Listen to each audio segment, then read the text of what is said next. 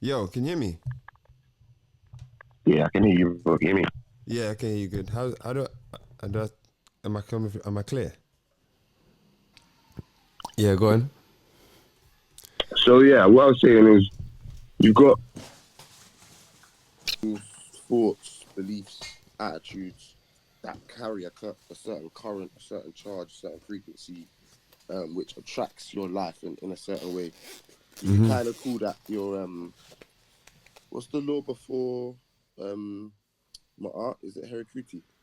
The law before or after? After Before, the so law. going up to Amen. Is it Oh, Heracriti? before. No, it's okay. Before my art. Yeah, Sake is number three. What's the one after? My eye is number four. Herakuti is It's number number five. number five. Okay, cool. So what I'm talking about is essentially like your Heracriti, yeah, the Mm-hmm. aspect of your spirit, which is Herakuti, which has a certain charge, this, that, and the third, your karma, whatever, you want to call it that. But then if you're going through this life, whatever, and you have certain desires, or certain ambitions, or certain callings from your heart, how you see yourself, and like how what you want to do requires a certain thing from you, a certain charge. So why I say I've been having challenges is because I've been trying to become or believe or carry a certain charge of, let's say, abundance, or strength and empowerment, but I've been rolling with a lesser or a different charge in it, a different frequency, a different being. Um, so like I can say, oh, I want to be a millionaire. But if I Yeah. don't have the charge of a millionaire, I'm not going to be able to roll in that frequency. Do you know what I mean? I have Yes. to learn how to adopt that frequency so Yeah. that I can then bring those things into my life. Exactly. So that's why I say I've been having challenges with it because the program that I've been given and rolling with in this life, Mm. I have to break that down and fully let that go in order to let another one in and adopt that fully. But that's change, that's death, that's transformation. Um, and yeah, there's been a lot of grief around it. That's why like I found myself falling back into habits and not Mm. fully putting my heart fully into things Come on, because bro. I don't want to let go of who I've been being. Even though my heart doesn't want it anymore, Exactly. there's still a program or a charge that is The holding program. on, saying, no, no, no. Because if you let us go, then what are you? Whew. But then, Bro. but then on the other Yeah. Go side on. of No. Go that, on. what are you? Yeah. On the other side of that, what are you? Mm-hmm. Is the thing that I've been searching for, and it's about actually willing the. It's like they say as what's his name, Mo, one of the shamans said this to me. He's like, don't be afraid to die because you'll realize that it's not that bad on the other side. Yeah. It's Exactly. So true. literally. And that So changes how I you think play that's your the game process. here. Yeah. So Oh I my think god. that's what I meant by saying that I've had certain challenges or having certain challenges Mm. around the believing and having faith, Yeah. because there's certain things that have made me think I'm hopeless or made me think that I'm a victim of my life and my circumstances, and Mm-hmm. those things have kept me back. But the more that I step into responsibility and power and realize that I can change Haru using that conscious will, Mm-hmm. then it allows me to, step into those realms. Mm-hmm. But I feel like there had to be a clear understanding and a process that got me here because I can't just read something and then right, it's downloaded. No, not at And all. this actually, and this is literally Tahuti as well because it's like I could know something, Mm-hmm. but I don't know it in like the inherent knowing, Yes. the knowing without the thinking. The, know, Is the knowing without the thinking. Yes, that's wisdom. Yeah. literally the wisdom. Yeah. So yeah, so yeah, man. I think yeah, that's what I was trying to say. Yeah, bro. That's bro. Phew. Yeah. I would say this, bro. The knowing without the thinking. You're talking about experiential wisdom, and so Mm, the way you get that is either being the way you get that experiential wisdom is either tapping into the mind that experiences it all, or you go through the physical experience yourself, which opens you up to that mind. Does that make sense? So if you haven't experienced something, you can still know it based on how much you submit to nature's intelligence, because nature knows everything. Because nature knows everything, but it usually takes some sort of physical trauma to allow us to be receptive to that wisdom, because we're so tight when it comes to logic. We're so tight with our way of thinking and our way of belief that it takes something to rock our reality for us to open up to something else, because what has happened is outside of the current intelligence that we have. Right. And so this is why trauma is good. This is why trauma is supposed to be a positive thing. And this is why, like, in our motherland, they take people through trauma-based rituals. Like initiations. Yeah, exactly. Like initiations. Do you get what I'm saying? We're prescribing you this pain. We're prescribing this trauma with this particular curriculum attached to it, so you can become receptive to a certain knowledge. Do you get what I'm saying? Because other than that, you're not going to logically allow yourself to be disrupted. Your brain wants to protect itself. Yeah, it can't. It has to be rocked by something to make it fertile. Do you get what I'm saying? To become. Is that just the nature of it? Yeah, it's just the nature of it, bro. Okay. Because why would it? It's like you have to plow the land, disrupt the land, disturb the land before you can put a seed in it. Oh, yeah. Because other than that, there's no reason for it to be so open. It's closed so it can do its thing. Do you get what I'm saying? Even the nature of the sexual game and how we come into being, the semen or sperm inside a woman is a disturbance. It's a disturbance. And the body goes immediately to defend itself, to close itself off from that. So it's a constant game of receptivity and provocation. Do you get what I'm saying? That's the masculine and feminine. But one thing you said, I was just about to ask that. Yes, it's basically the masculine and feminine game, and opening up to higher wisdom is becoming more feminine with your intelligence. Like we're going into intuition. That's a feminine thing. Do you get what I'm saying? Yeah, and that's what the spiritual journey is supposed to help with. But something you said, which I really resonated with, was about knowing you need to change, knowing change is here and it's good and you actually want it, but what it's asking you to let go of is your current program. And from experience, the only way to override that is by submitting your body to an environment that enforces the change.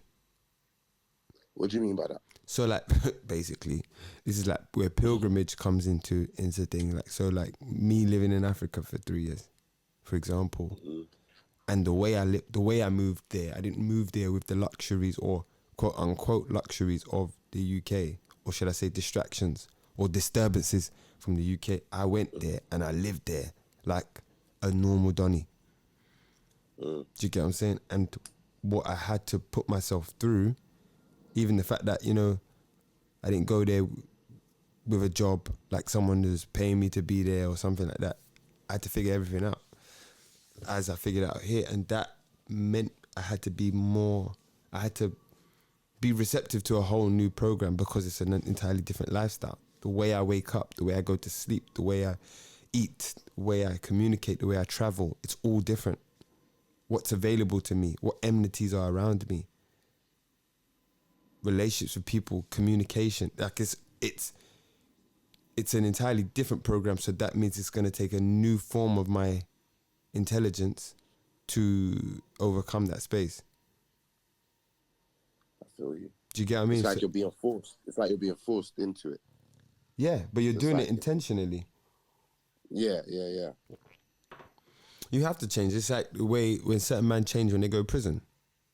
It's because it's not that prison is good. It's just not the program that they've been on. And so that them being stripped away from that program and put in isolation or whatever is that what's allowing them to now be receptive to a particular wisdom that is being carried for them. Right. Do you get what I'm saying? Yeah. Yeah. So that's why it's good to pay attention to. You see, like now, for example, I've got a bit of a toothache, right? And because I've been on a particular liberty when it comes to food for a long time, I've learned to just watch my body. Whenever my body's doing something it's not supposed to do, it means that I'm overdoing something somewhere. Meaning Right. like this toothache, what I noticed, for example, is that my wisdom tooth comes up only when I overeat. Right. And again, I haven't researched this, but just from me looking, it's like, oh, you're coming up to help me with the extra food that I'm with the extra food. I'm growing another tooth to help process the amount of food I'm eating. And specifically, it's not just the amount of food, but it's like acidic food or food that's not of nature. So this could be like the bread, the biscuit, the crisps. I feel like DMX. The bread, the biscuit, the crisps. You know what I'm saying? The colas. You know what I'm saying? I don't drink cola, but do you get what I'm saying? Like referencing like fizzy drinks or chips or, you know, whatever. Do you get what I'm saying? The things that are not of nature. That extra tooth starts to come and go, you need help eating, my brother? Because clearly you ain't stopping. So let me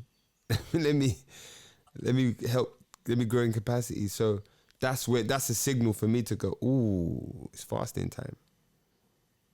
Do you get what, for example? So in that same way, we can look at different things, especially when it comes to our body, that are symbols of change. That symbolize the particular shifts and patterns that we need to create.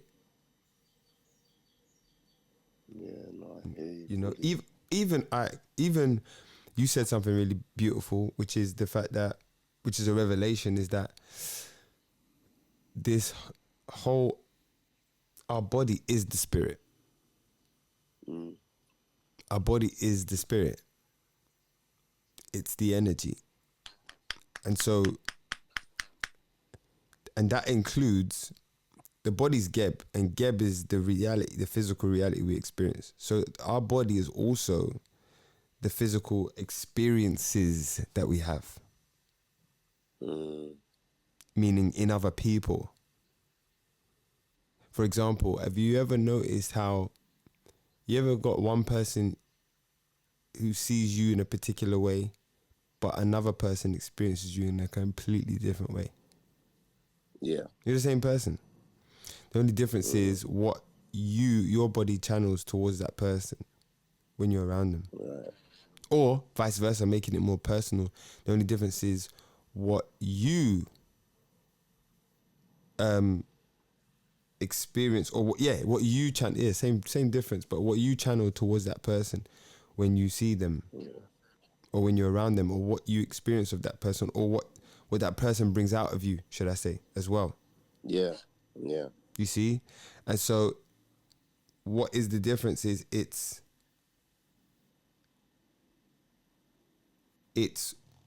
your awareness of your being when that person's in the space, or when another person's in the space.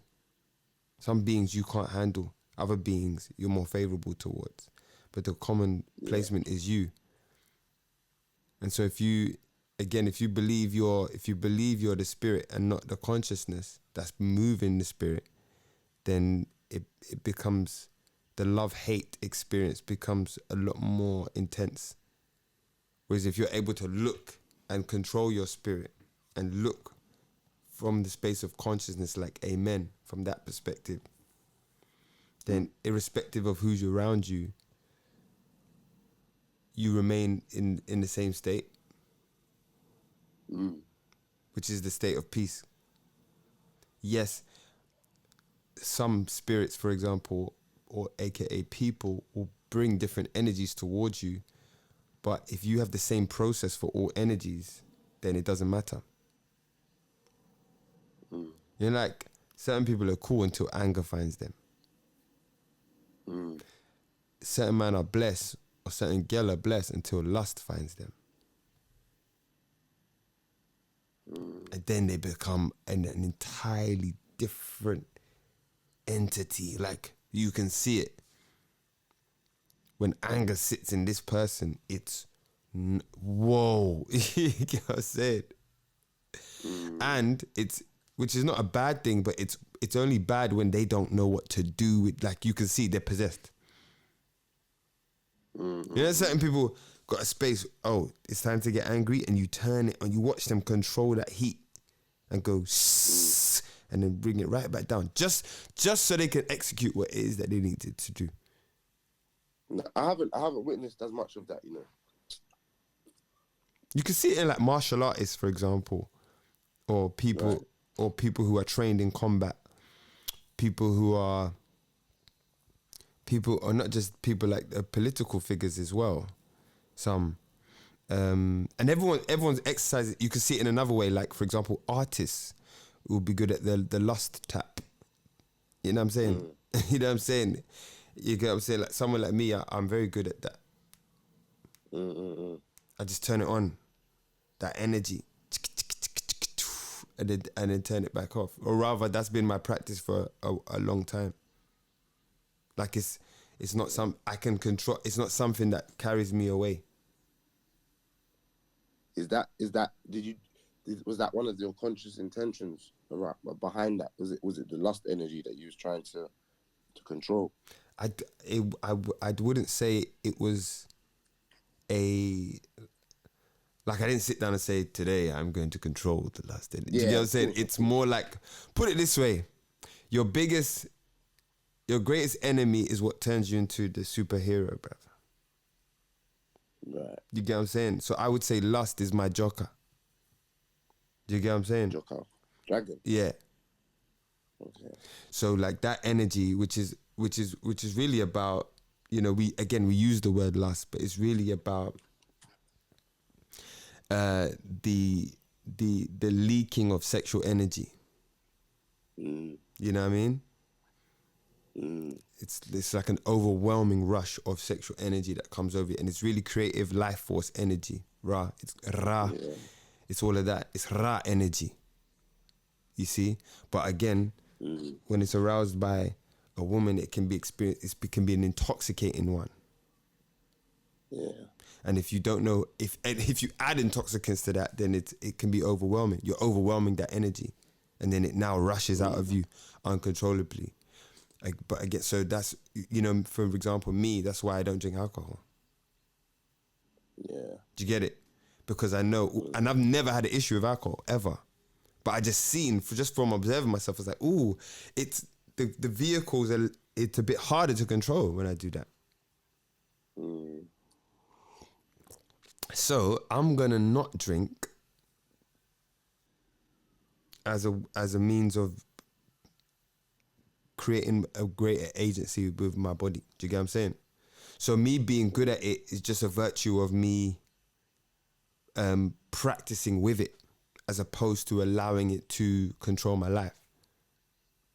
So, you know, like in Avatar, right, where they're on the hill and the guy's like, the last part of initiation is learning how to fly a dragon, and they go to this valley. Oh, yeah. They go to this valley with bare dragons, right? And they're like, the dragon, you must pick your dragon, but it is a bond. You can't ride any dragon. It is a bond. They will connect, and it's one with you. You get what I'm saying? It's like, and he goes, how will I know which dragon is mine? And he goes, he will try to kill you. The dragon will try to kill you. That's how you know that's the one you need to connect with. And it's the same way, like these emotions. Emotions are actual physical energies. They're physical spirits. You see, that's one thing it talks about in the Metuneta. Emotions are physical energies, right? And so we experience them when we meet them, right?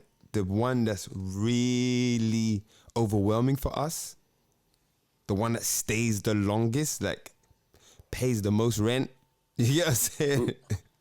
The one that knows its way around the house, the most disrespectful one on your life, that is your joker. That's the one that you need to sit with on your spiritual journey. Your spiritual journey needs to be a constant ride with that one. Yeah, that makes a lot of sense, you know. You see, that's been like one of my main challenges, like with lust, literally like with lust, because it's like it's like I can't control myself. It's like I just can't control myself, and it's obviously led me to do things that I don't want to do. Yep. Like if I was conscious, if you're sober, about it, like you're sober. Yeah, it's a drunken feeling, brother. Yeah, it's mad. Like it's so like, but it gets to the point where it's so overwhelming that I have to release or I have to do this. Do you know what I mean? And that's obviously that's it winning. Yeah, that's it winning. So what you're saying, I'm trying to. I'm not trying anything. I'm discovering. Yeah. How to dance with that joker energy within myself and take the lead. Do you know what I mean? Take the lead and guide it this way or guide it that way. You know, it is. I think I just got to try some more stuff and also accept myself more. Come on, there we go, bro. There we go, bro. Trust me, bro. Trust me, bro. That's honestly, like, acceptance, bro. Accepting yourself more, because you got to look at it like what this. What does that mean to you? Accepting yourself. What does that mean to it's me, bro. It's like, it's knowing that you were made like that. Do you get it? You were made like that. Whatever, remember, everything is where it comes from. So even circumstances that's around your life that we could see as unfortunate or systemically planned and structured, it's the story that the Spirit has given you. So you were made like that. It's your game. Do you get what I'm saying? Your game, you were made like that. So that's what I mean by acceptance. It's stepping back and going, I know this is a problem. I know this is being experienced unfavorably right now, but pause. This is how I was made. Right. So it must mean that I'm well equipped to deal with it. So I don't got to look at like, why me, or this is the sad thing, or because all of that shit doesn't help you step up to the plate. Yeah, that's all disempowering. It's so disempowering, man. And it's like, hold on, like God made me like this. This is why I'm experiencing this. This is why it's a problem. As well as I was given the charisma, the charm, the willpower, the creative ability, I was given this particular joker. Do you get what I'm saying? Which is presented challenge, which is presented hardship, which is presented, toxic, unhealthy experiences and expressions of me. They're both part of the same curriculum. They're not separate. Do you get what I mean? And so now you stand in the middle of them both and you're going, okay, The game is like marrying those two truths into one expression of love, which is you. Those two things should inform what you give to the world every day. And when I say give to the world, I'm talking about through your physical body first. Your expression of self-love should be an answer to the challenge and to the highest intention of the gift you've been given with that challenge. You get what I'm saying? So like, when I'm stepping up, when I'm waking up every day at 4 a.m. and I'm hitting the park and I'm doing my Chezo Rojo meditation, for me, first. I was really cool. Yeah, I'm playing the game, because now I'm saying like, and especially like us, bro, when we wake up, bro, like Jokka is real, bro. Yeah, because when we wake up, the first thing you have is an erection, bro. Yeah. The first thing you have when you wake up in the rising, bro, is an erection, bro.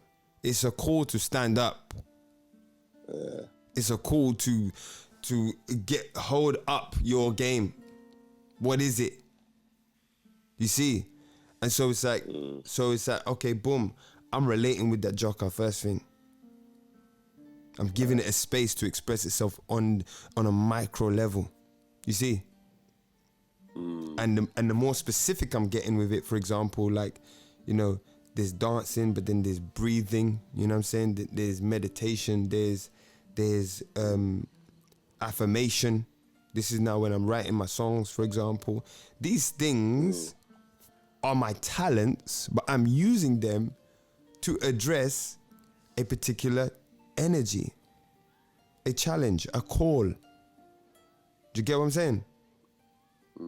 So now it becomes fun to do that. It's that when I said we should go out on the street, because I'm like, hold on, I'm just looking for different ways to schedule in that meeting, that business, that expression with that energy. Right. Because the more you sit on it, is the more wild and unruly it becomes for you. Yeah, that makes so much sense. That makes a lot of sense. You see? Reason why Go on. I say that is because I used to be very active when I was younger. So I always had an expression for my Jokka. I was either dancing, I was either skateboarding, I played every sport at school. Literally every sport I played it. And I played it at a good level as well. That's how I channeled my Jokka, yeah. And then I realized as well that when I had an expression for that energy, my masculine side, so like the logical side of like my homework and doing like this and that, was much more balanced when I had an expression for that. But as I've grown, I've done less of those things.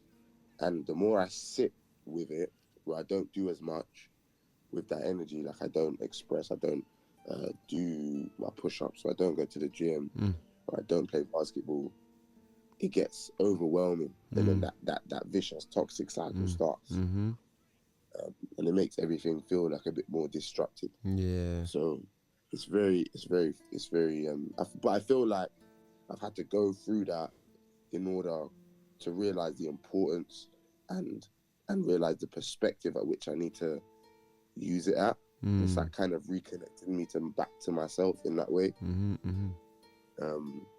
Yeah, it's just about action. That's another thing I realized. It's like you could do all this thinking and meditating and stuff, but bro, you need to take action. Yeah, you know what I mean? no, definitely, bro. And this is what I say: we don't sit down to meditate, bro. You get what I'm saying? Chezo Rojo is a meditation, but it's a liberty. It's like play the game, and it bro. When you read your tome, it's gonna tell you that, bro. Like as soon as you think, it's like there is no virtue in sitting down in a dark room with your eyes closed. That's just an exercise for meditation, bro. The real meditation, in terms of the one that's actually spiritually beneficial, isn't in the dark room with the incense burning and thing. That's a practice. Yeah. The meditation that's going to be spiritually uplifting is the one you have when you're on road, you're on a stinky bus, you're late for work, you want to get fired, your baby's coming, and someone's out to get you, and you're going, all is well. That's where the spiritual power comes. It's not in the it's not in any other section, bro. It's in the liberty. You get what I'm saying? That's a comforting fact. Yeah. Because it makes you realize that you like those things are inherent. Like, because I feel like a lot of people, and me as well, at times can feel like, hardship is like, it makes life bad, or hardship is like not a nice thing to experience all the time. But realistically, it has a purpose. Yeah. It's just about how you perceive it. Because how you perceive it will give you the stressors, or it will give you the peace. Exactly. Yeah, bro. Yeah, that's a very comfortable or comforting fact. You see why it's good to read your tome.